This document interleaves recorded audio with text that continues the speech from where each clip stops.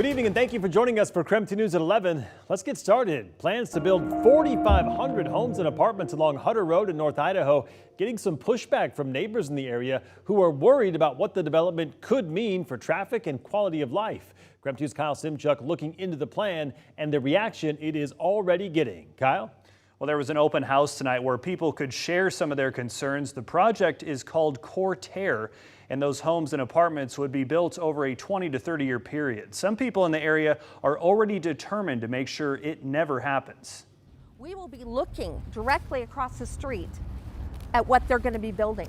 Lorene, who asked us not to use her last name, says she got a postcard in the mail last week. It wasn't from a friend on vacation. It was a developer with big plans for this prairie land. I had no idea that 4,500 homes were scheduled to be built on that property. Not just homes, apartments, schools, and businesses on this piece of land off Hutter Road. It's a self-sustaining community. That means you don't have to go out to get a gallon of milk. You can go to the local grocery store. Brad Marshall is a senior land planner assisting the developer, Kootenai Land Company. Tonight we're here to take public comment or input on what's called the annexation of the property to the city of Coeur Terre. In a few months, developers will go before the Coeur Terre Planning Commissioner. If the land is annexed into the city, it can be developed into a higher density area with sewer and water connections. I'll be at every single meeting. I'm going to be at everything that's involved with this project. Lorene bought her home a month ago and says no one told her about the plans. She feels duped. It all sounds great, but they're taking that beautiful land and they're overbuilding.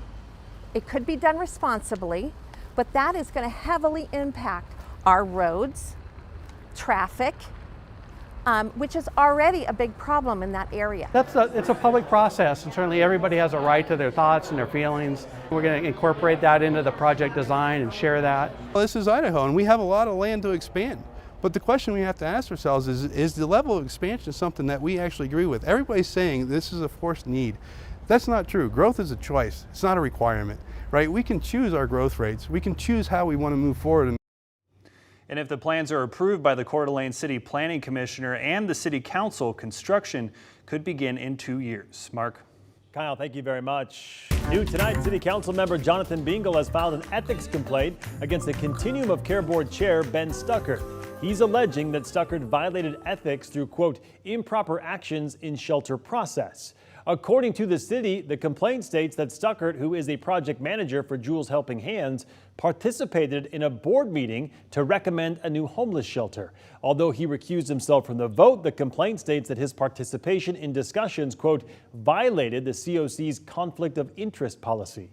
After a thorough review, and I believe very strongly that they'll find that he was in violation of his code of ethics, then that the city would get to see that the taxpayers almost had some money very badly spent. Nobody knew the fine details.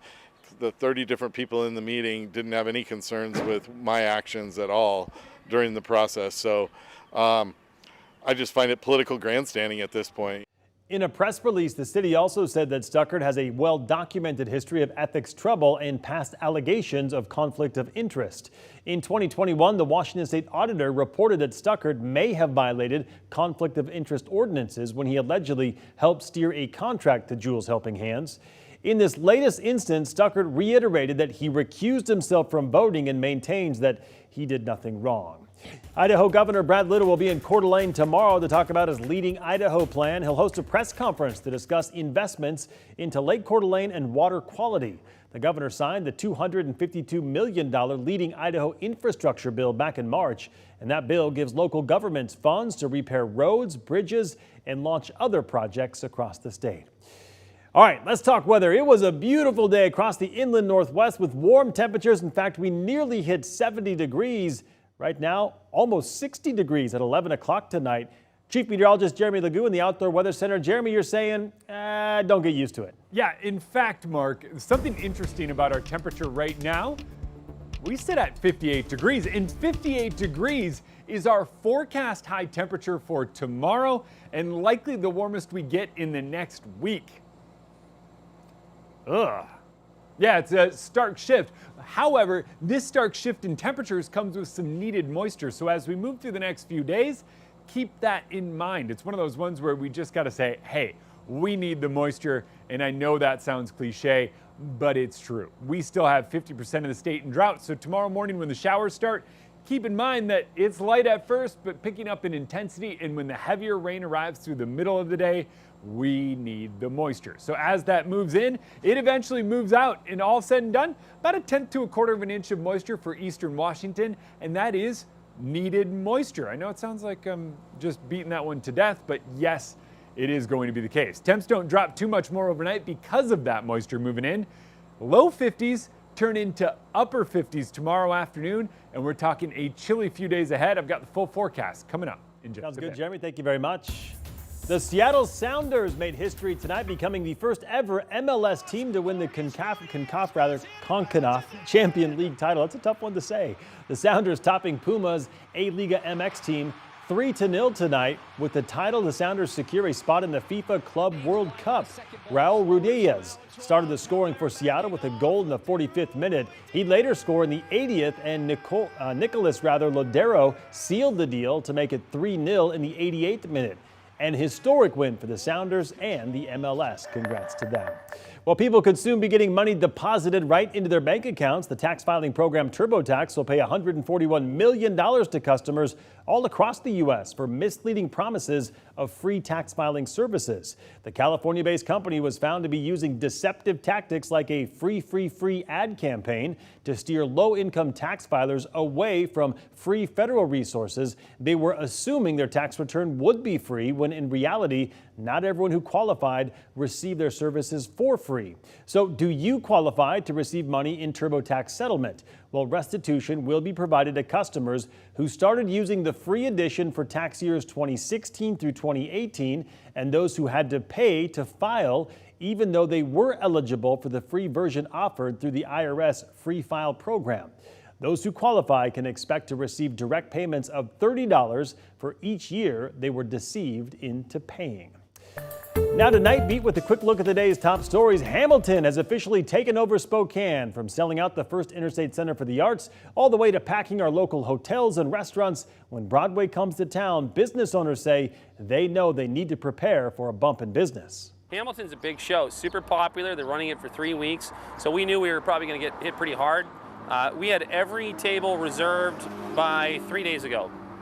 So between 5 and 5:45, we filled up the entire restaurant, and by 7:15, the last person was out the door and walking down the street to go hit the show.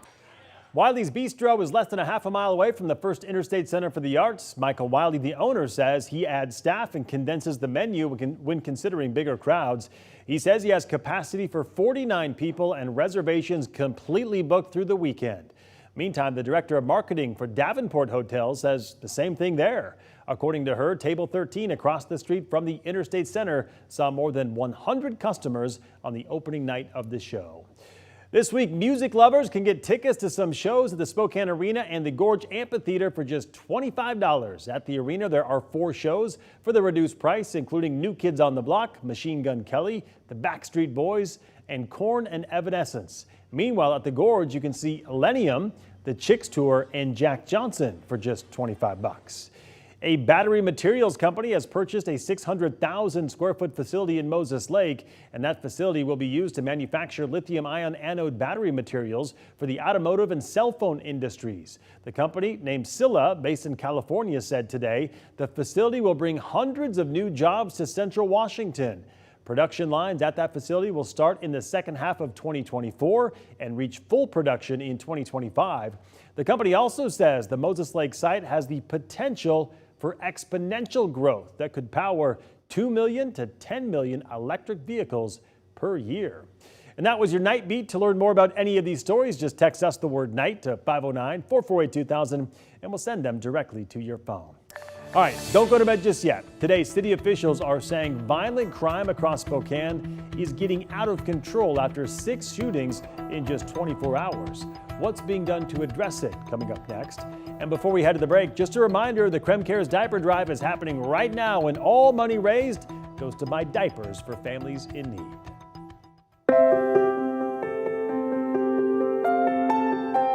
When I see a mother come to the door or a father come to the door and ask for the diapers, it gives me joy because I know what it's like to be at the bottom and to need something as essential as that.